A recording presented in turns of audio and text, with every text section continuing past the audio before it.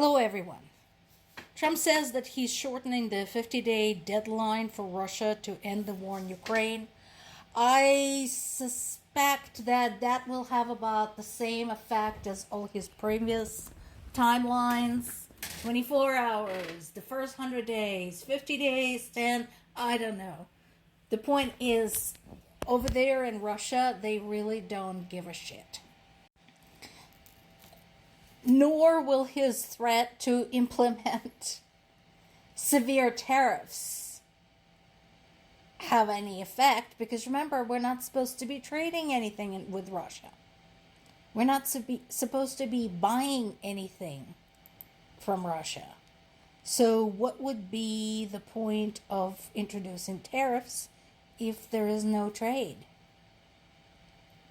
It's not how that works. I mean, we already know that he has a very vague idea as to how tariffs work, if any.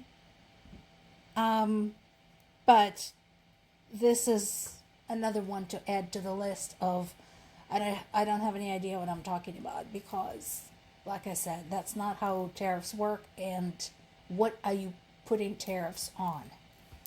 Some good news. One, Russia was forced to scale down the celebration honoring its navy as Ukraine launched more drone attacks against Russia's military targets. I actually had a chance to see a video of Putin who was visiting with Russia's navy. So the hilarious part about it was that, first of all, traditionally, the celebration of Russia's navy took place next to and on the water. So there were ships present. Putin was delivered to the biggest ship by a boat, blah, blah, blah. And, you know, it was generally a pretty impressive event to stroke his ego. This time, this was all on land. There were no boats inside, no water inside. Putin basically very stiffly shuffled his way over to shake hands with some folks, and that was basically it. I don't think anybody wants to talk about the fact that Ukraine had all but eliminated Russia's Black Sea fleet, and Russia's Baltic fleet is not feeling too cushy either because of Ukraine's concentrated targeting of military objects.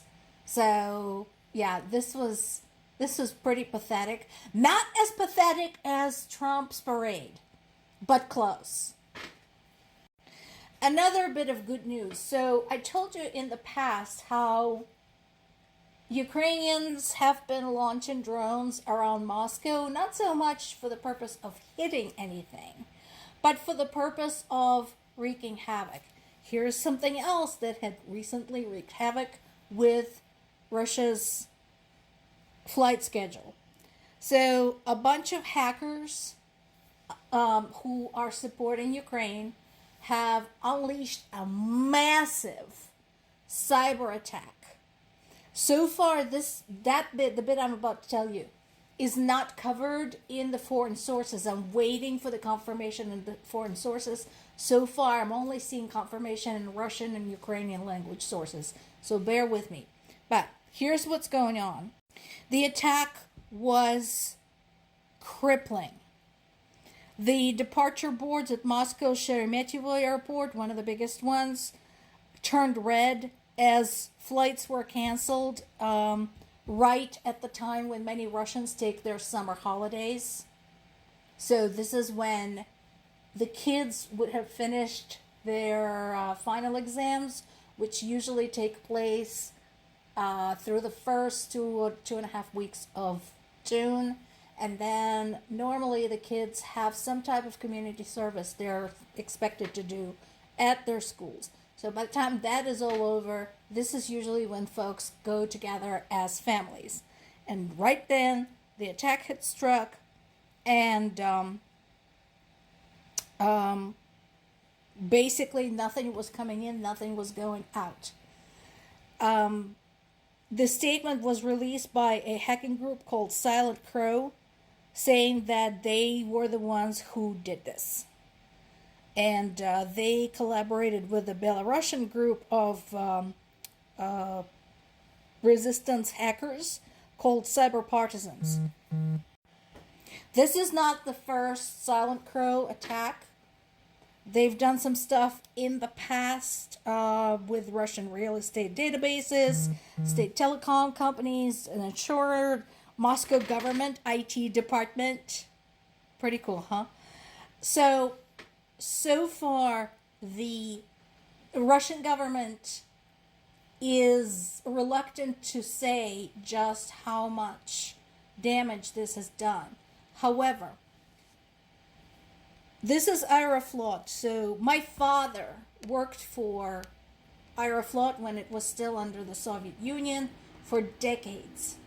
Their systems are very, very, very outdated.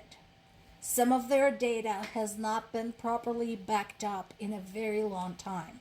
So, based on the Russian and Ukrainian language sources that I have seen so far, some of the data that has been corrupted is basically lost forever. It cannot be restored. Not with the technology that is in place, not without some expert help, which Russia right now does not possess. So, here's my call out to all of you hackers of the world.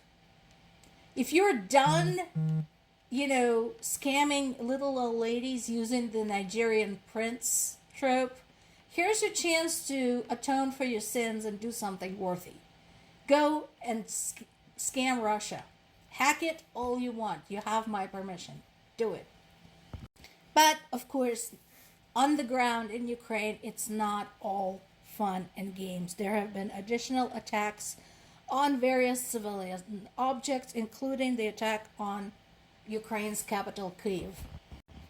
Among other areas damaged, there was a residential building, and a 3-year-old child was among the 8 wounded.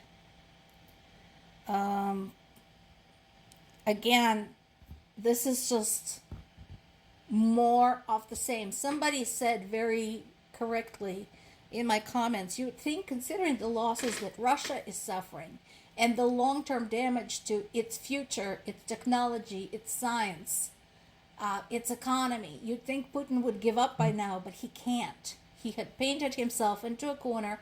He either has to win or die. And so basically, yes, I agree with the commenter. They are trying to bleed Ukraine out. And what pisses him off, as much as it does, is that Ukraine had already outlasted all of the prognosis. Everything that has been predicted when it came to Ukraine, that it would fall within a week, 2 weeks, a month. 3.5 years they have been doing this. 3.5 years and Ukraine still stands. Take notes, folks. This is resilience. Keir Starmer and Donald Trump were expected to discuss the war in Ukraine when they meet in Scotland. Unlikely. That was supposed to happen today. Unlikely.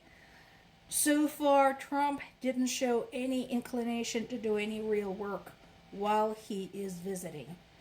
So, I don't expect anything earth-shattering to come out of that. But all I can tell you is Ukraine still stands. Ukraine still resists. My parents are still alive. We actually heard from our POW as of a month ago. He was still alive too. They're still holding on. More to come.